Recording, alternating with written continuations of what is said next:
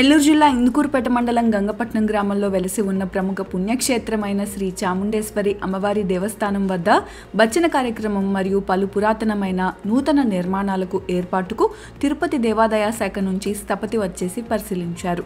ఇందులో ప్రథమంగా అమ్మవారికి 40 సంవత్సరాల క్రిందట దేవస్థానం ధ్వజస్తంభం మరమ్మతులు మాత్రమే చేశారని, అది సుమారు 500 సంవత్సరాల కిందట ధ్వజస్తంభం నిర్మాణం జరిగి ఉండవచ్చని స్థానికులు తెలిపారు.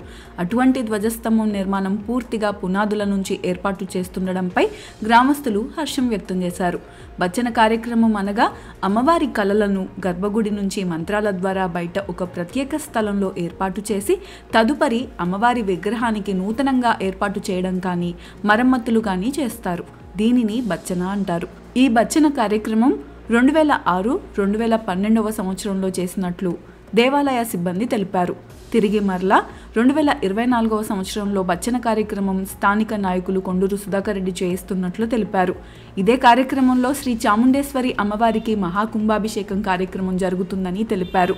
అలాగే సుమారు 1000 సంవత్సరాల కిందట అమ్మవారి దేవస్థానం పునాదులు ఏర్పాటు చేసిన రోజున కాలభైరవ స్వామి గుడి పునాదులు కూడా జరిగి ఉండవచ్చని, మరలా ఇదే కార్యక్రమంలో కాలభైరవ స్వామి గుడి పునఃప్రతిష్ఠ మరియు నిర్మాణం చేస్తున్నారని, కాలభైరవ స్వామి గుడి ప్రతిష్టకు స్థానిక గ్రామస్తులు పూనుకున్నారని స్థపతి తెలిపారు.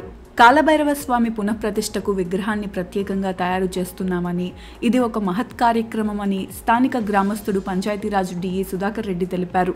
అలాగే శ్రీ చాముండేశ్వరి అమ్మవారి దేవస్థానం పునాదులు ఏర్పాటు చేసిన రోజునే అమ్మవారి కళ్యాణ మండపం ఏర్పాటు చేశారని, ఈ కళ్యాణ మండపంలో ప్రతి సంవత్సరం పోతు రోజున స్వామి అమ్మవార్లకి కళ్యాణం అంగరంగ వైభవంగా చేస్తున్నారని, అటువంటి కళ్యాణ మండపాన్ని కూడా పునర్నిర్మాణం చేస్తున్నామని స్థానిక గ్రామస్తులు, రాయసం కుటుంబీకులు తెలిపారు. ఇటువంటి 4 మహత్తర ఘట్టాలు ఒకేసారి జరగడం శ్రీ చాముండేశ్వరి అమ్మవారి దేవస్థానంలో ఇదే మొదటిసారి అవ్వడం, ఇటువంటి మహత్కార్యానికి ప్రతి ఒక్కరూ సహకరించి పాల్గొని జయప్రదం చేయాలని స్థానిక గ్రామ పెద్దలు తెలిపారు.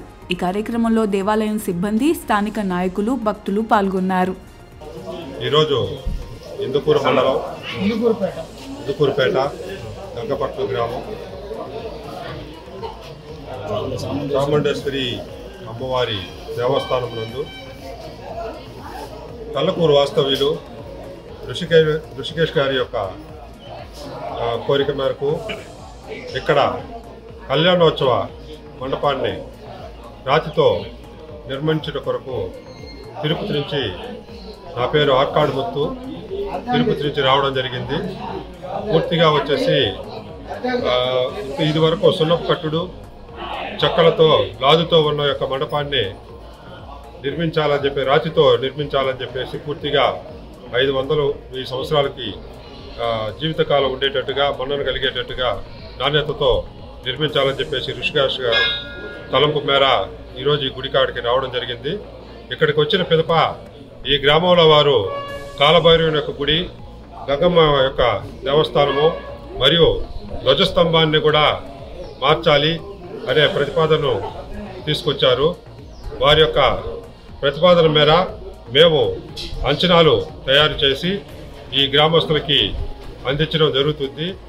తద్వారా వారు అంచనాలను ఆమోదించిన పిదప మేము నిర్మాణం చేసే విధంగా ఈరోజు నిర్ణయం తీసుకోవడం జరిగింది.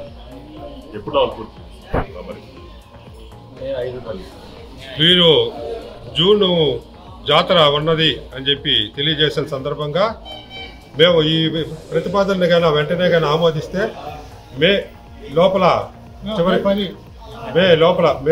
చివరికంతా కూడా మే నెలకంతా కూడా మేము ఈ 3 దేవస్థానాలని వారికి అందజేయడం జరుగుతుంది. ఇది అమ్మవారికి 40 సంవత్సరాల క్రితము భజన పోచారు. ఆ రోజు శంకరాచార్యులు గారు వచ్చి ఆయన ఆధ్వర్యంలో జరిగింది. ఇప్పుడు మళ్ళా గ్రామస్తులందరూ కలుపుకొని దాన్ని భజన కార్యక్రమం పునరుద్ధరణ చేసేదానికి ఒక 2-3 రోజుల క్రితం అందరూ కూడా సమావేశమై ఈ నిర్ణయం తీసుకోవడం జరిగింది. ఈ కార్యక్రమంతో పాటే ఇక్కడ ధ్వజస్తంభం కొంచెం ఒరిగిన కారణంగా దాన్ని పునరుద్ధరణ చేసేదానికోసం అది తర్వాత కాలభైరవుడు గుడి కూడా అతి పురాతనమైనది. ఇది 400-500 సంవత్సరాల క్రితం నిర్మించింది. అది కూడా శిథిలావస్థలో ఉండడం వలన అవి కూడా కొత్తవి చేయాలనే సంకల్పంతో ఈ ఊర్లో ఇక్కడ ఉన్న వాళ్ళు తర్వాత కొంతమంది భక్తులు కలిసి వాళ్ళ యొక్క సహాయ సహకారాలతో ఇవన్నీ పునర్నిర్మాణం చేయడానికి నిర్ణయించుకున్నాము. దీనికి తిరుపతి నుంచి తప్పతులు తీసుకురావడం జరిగింది.